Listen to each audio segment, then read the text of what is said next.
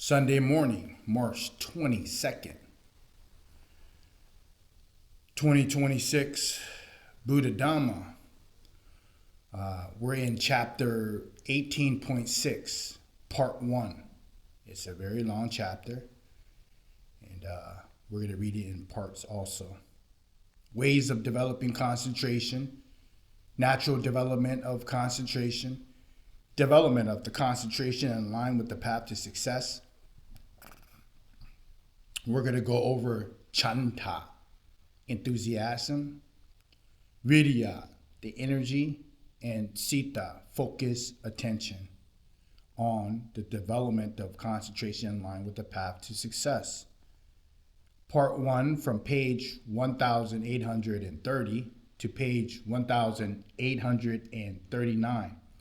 Buddha Dhamma, compiled by Somdet Prabuddha Gosacharya. English name, PART1. 18.6, ways of developing concentration, samadhi or samadhi. As mentioned earlier, a Dhamma practitioner may use only the basic levels of concentrations called khanika samadhi in Pali language, meaning momentary concentration, as the beginning point by applying wisdom in order to investigate reality in line with the teaching on insight. This concentration develops alongside the development of insight, although the concentration developed in such a practice will eventually be powerful enough to enable a person to reach the goal of insight meditation.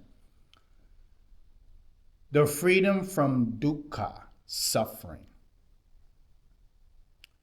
The end of all mental impurity and the realization of nibbida, nibbana or nirvana, either or, how you say it.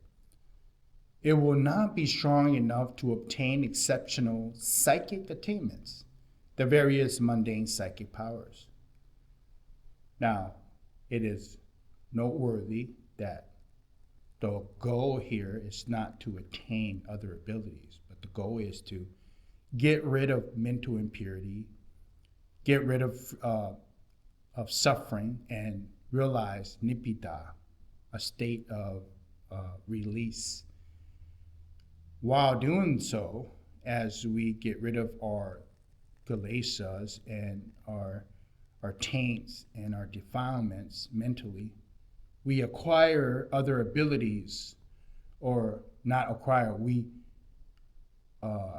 get rid of the obstructions that doesn't allow us to be aware of these abilities. Because realistically, we didn't acquire anything, we already have it. But the mental impurities and the defilements are in the way, let's just say.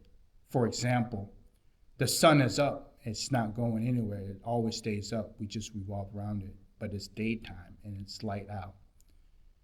But there's obstruction in the way that casts a shadow. It could be anything from a tree to a building to a car to anything that obstructs the way of that light, so there'll be a shadow casting. That shadow is mental impurities or our defilements. When we get rid of that, the object that obstructs the light shines because it doesn't go to the same thing as our psychic or mundane powers. Realistically, we don't attain it. We already have it, but there's things in the ways. Furthermore, to begin spiritual practice with a weak concentration is similar to setting off on a journey in the state of psychic or in the state of physical weakness. The fitness for traveling is diminished. Even if a person hopes to gradually grow stronger as the journey progresses, he is no match for someone who is fit for the beginning, strong and confident. And if wisdom is not sharp, the path is even more strenuous, arduous, harder. Conversely, an overemphasis on wisdom can lead to restlessness. There is thus a traditional emphasis in Buddhism to train in and develop concentration from the beginning, at least to some degree. Although the aim is not to obtain extraordinary psychic powers, there is a wish to develop a stable foundation of mental composure, adequate for the further development of wisdom. This matter is made clearer by looking at examples from everyday life. Some people are unable to perform actions requiring deliberation, not to mention applying wisdom and reflecting on things deeply. If there is even a small disturbance of noise or other people are moving about around them, there are others, however, whose minds are more concentrated and stable. Even if they were surrounded by disturbing sounds or crowds of people, they are able to perform actions requiring mindfulness and wisdom without difficulty. Some people have mental strength, although they are in although they are in alarming or frightening situations. They are unperturbed, undisturbed, and are able to use wisdom to look and analyze the situation.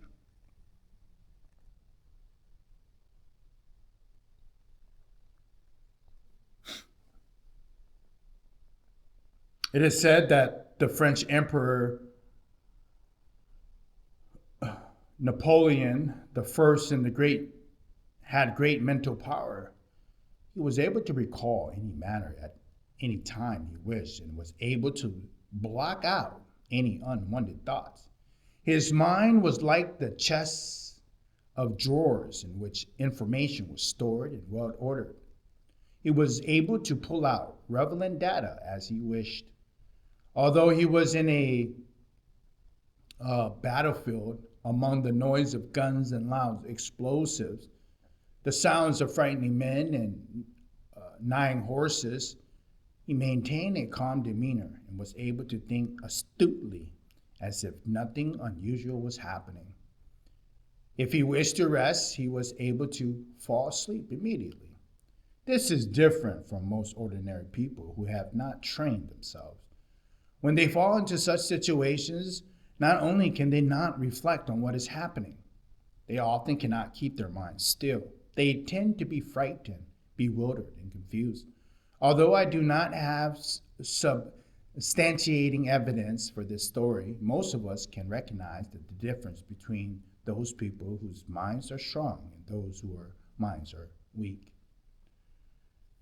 On the account of the Emperor Napoleon, it's not so remarkable if we compare it with stories from the Tipitaka. There is the story, for example, of Alakara Kalama, who was traveling on a long journey, was sitting under the shade of a tree. A caravan, about 500 wagons, passed close by him, but he neither saw nor heard them. Gautama Buddha himself was once staying in the town of Atuma in Bharat, ancient India, when a resounding thunderstorm spoke out. 2 farmers and 4 cows were struck and killed by lightning, close to where Gautama Buddha sat. But Gautama Buddha was dwelling in a tranquil abiding and heard nothing. Gautama Buddha once gave a teaching saying that there are only 4 beings who are not startled by lightning: an Arihat, a well-trained elephant, a thoroughbred horse, and a lion. Among ordinary people, there is a great discrepancy when it comes to the power of the mind, the power of wisdom, and the stability of the mind. For most people, the stability and power of the mind is not great, and their wisdom is not sharp. Many contemporary teachers therefore say that if a person has not prepared the mind properly as the arena in which wisdom can operate, the opportunity to realize the truth by way of transcendent wisdom, lokutraya panya, is extremely difficult and slim.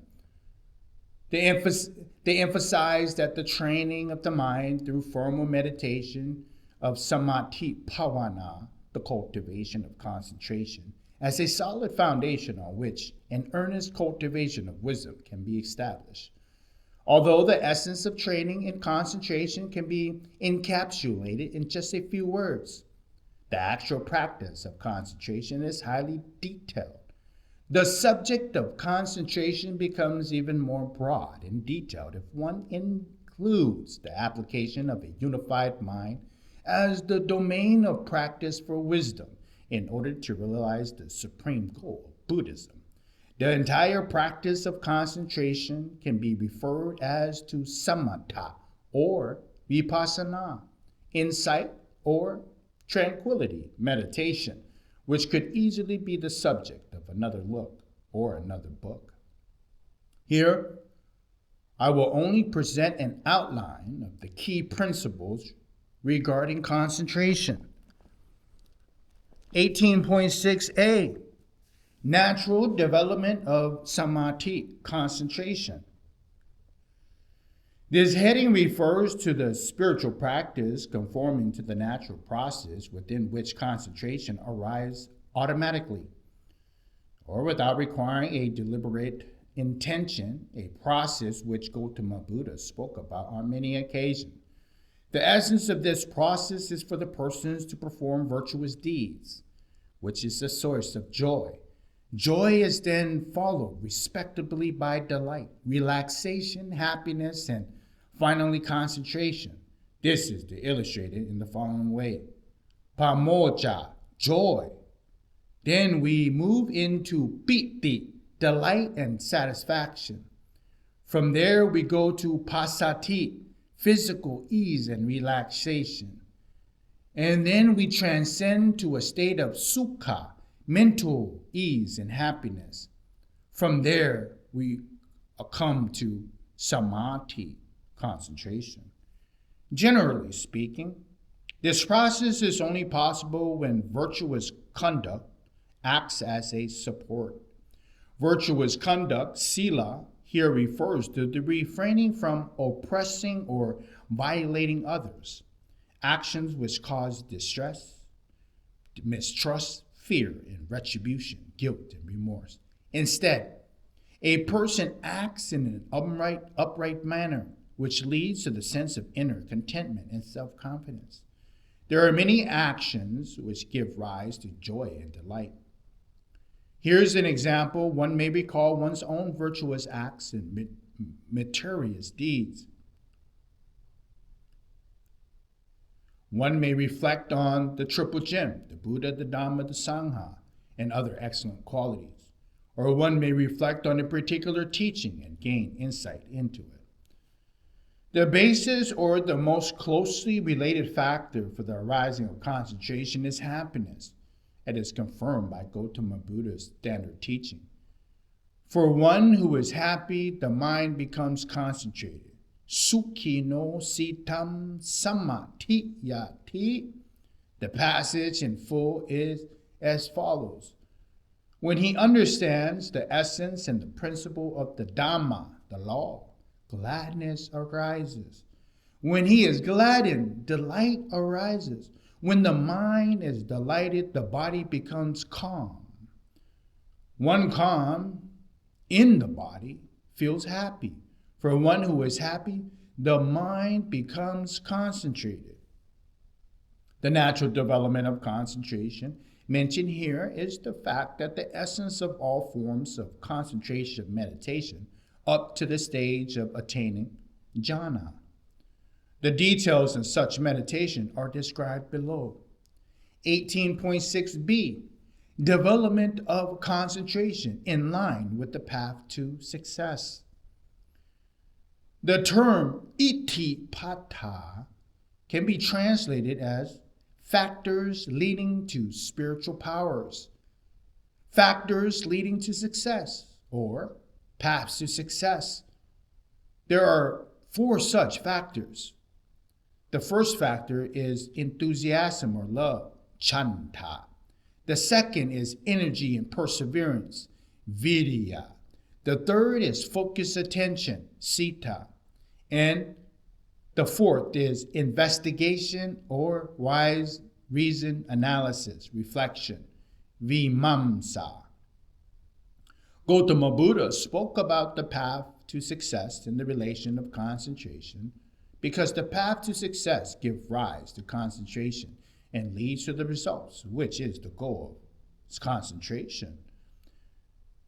The concentration arising from each of the four paths to success is named after each such factors as follows. First, Chanda Samadhi, concentration arising from enthusiasm, concentration with enthusiasm and love as the prominent factor. Second, Virya Samadhi, concentration arising from energy, concentration with energy as the prominent factor. Third, Sita Samadhi, concentration arising from focused attention, concentration with focused attention as the prominent factor. And fourth, Vimamsa Samadhi. This is reason analysis, concentration arising from investigation, concentration with investigation as its prominent factor. Moreover, the forms of concentration arise in the connection with diligent effort, Patana Sankara. Patana Sankara can also be translated as volitional formation of effort. Effort as the determining factor, effort as the creative force or the supportive force. This refers to the four kinds of effort, patana, which performs the functions of prevention, relinquishment, cultivation, and protection. Samadhi, concentration, arises from the four factors leading to the success in the following ways. First, Chanda, enthusiasm. An enthusiasm for the activity that one is engaged in. A keen interest in the objective of such an activity. A wish to bring this activity to fulfillment and completion. A love for one's work and for the goal of one's work. On a deeper level, it is a love and desire for wholesome, complete state, which is the goal of one's actions, or is accessible through one's actions. A desire for something to arrive at or be established in the greatest degree of goodness, excellence, precision, and perfection. A desire for the wholesome, complete state of truly manifest. A desire to find success conforming to such goodness. This desire, chanda, is different from the desire to consume or to possess something, which is referred in the negative aspect as tanha, craving. The desire of enthusiasm, chanda, generates happiness and delight when a person witnesses the object or the activity reach completion and fulfillment. Indeed, a person already experiences delight when the object or activity moves in the direction of fulfillment. When the object or activity reaches its goal, a person experiences deep satisfaction and unbounded joy. The desire of tanha, the negative form of craving, on the other hand, gives rise to pleasure. When a person obtains an object of enjoyment or obtains something that increases a sense of self-importance, this form of pleasure taints asavas, or it corrupts a person. It hinders and constriction and tends to leave covetousness, anxiety, grief, regret, and fear in its wake. Take the example.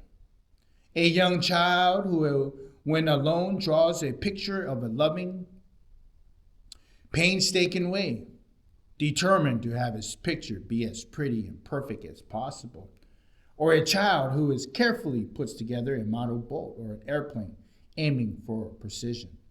Such a child is happy when this act of painting or building proceeds well and gradually reaches completion. He or she will rejoice even more, perhaps even jumps with joy. When the work is complete, the child performs the activity with steadfast, concentrated mind, zeroing and focusing in on the goal. He or she finds happiness through the activity and the completion of activity. This happiness does not arise from an external object of enjoyment.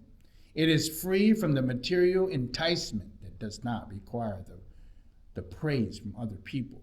It does not rely on any form of reward, either sensual, which we call kama, or connected to the process of becoming, which is bhava.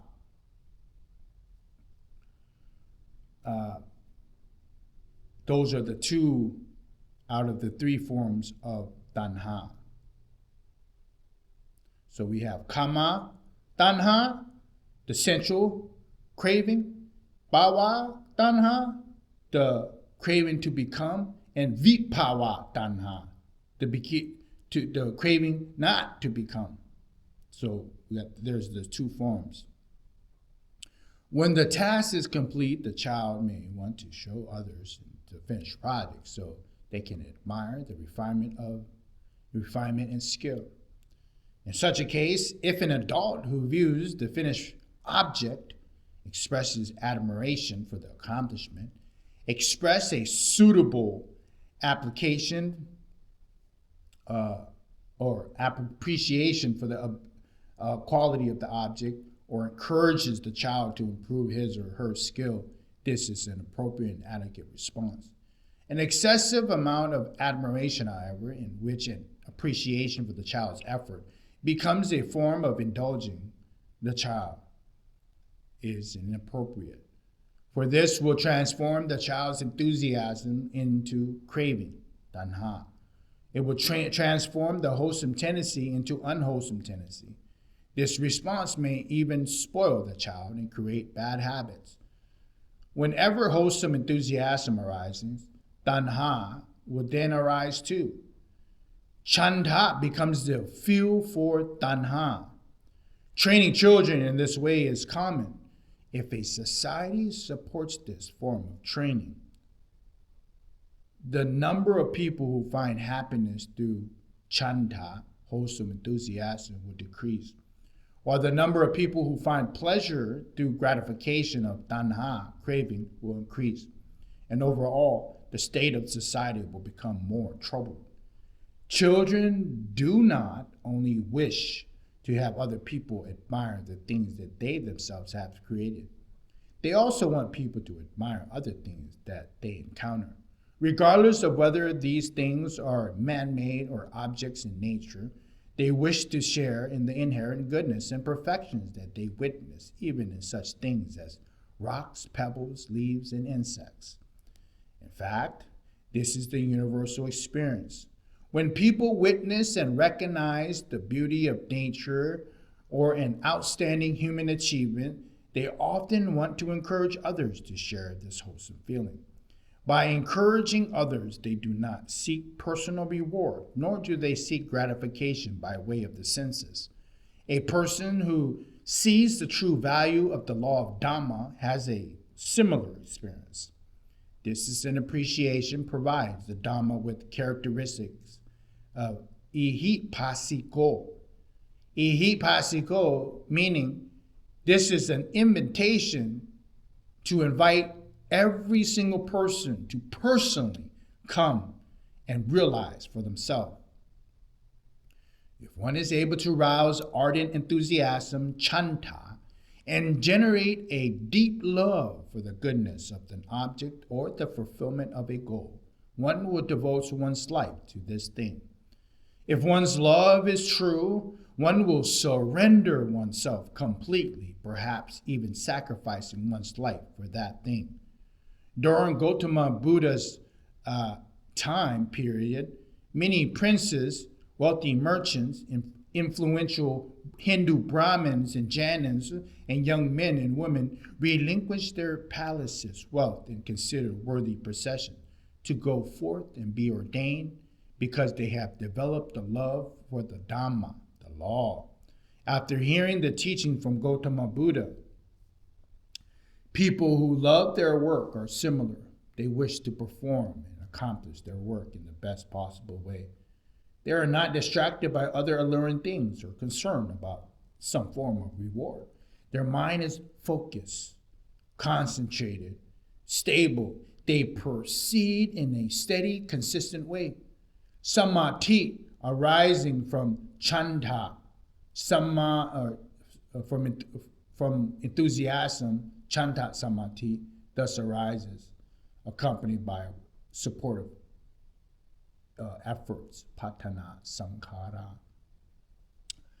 18.62 Vidya, energy, courage, bravery, effort.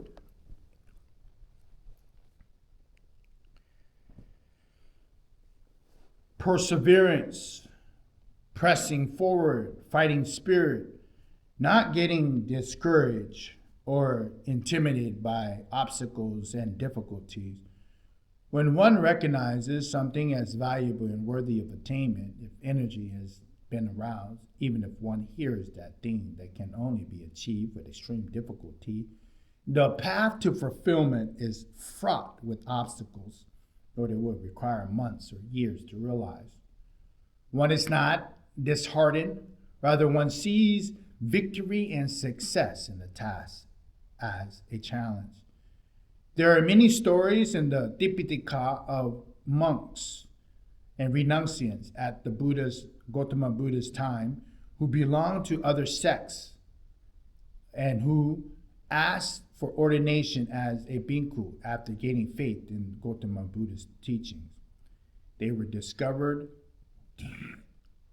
when they discovered that a candidate who was previously been ordained in another religious tradition, either a Hindu or a Jainist, they must undergo a form of initiation or a test to live under probation, ditya parivasa, for 4 months. They were not discouraged. On the contrary, some of them submitted themselves willingly to this examination for 4 years. People lacking energy may also want to achieve success, but when they hear that such success may take years to achieve, they are already exhausted and retreated. It is difficult for their spiritual practice to bear fruit. They tend to be restless and agitated. Energetic people possess a special force. Whether they are working or engaged in the Dhamma practice, their mind is unified and stable, intent on the goal. There is concentration arising from energy, vidya samadhi, accompanied by supportive efforts. 18.63 Focus attention, sita. The mind is absorbed in and focused on the object or of the activity. It does not release the object of attention or become distracted. If one's mind is intensely focused on something, one will pay no attention to anything else.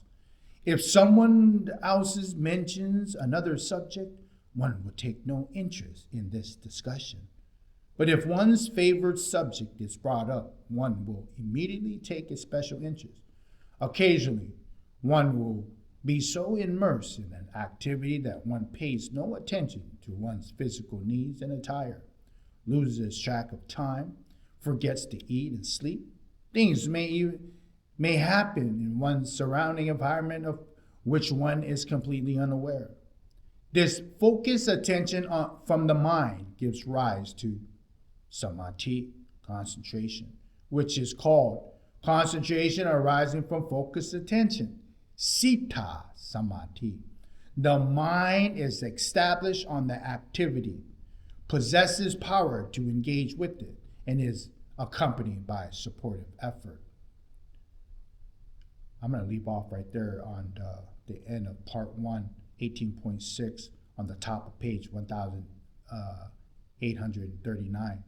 We will pick up on part 2 at 18.64, investigation, vimamsa, reason analysis, Buddha Dhamma.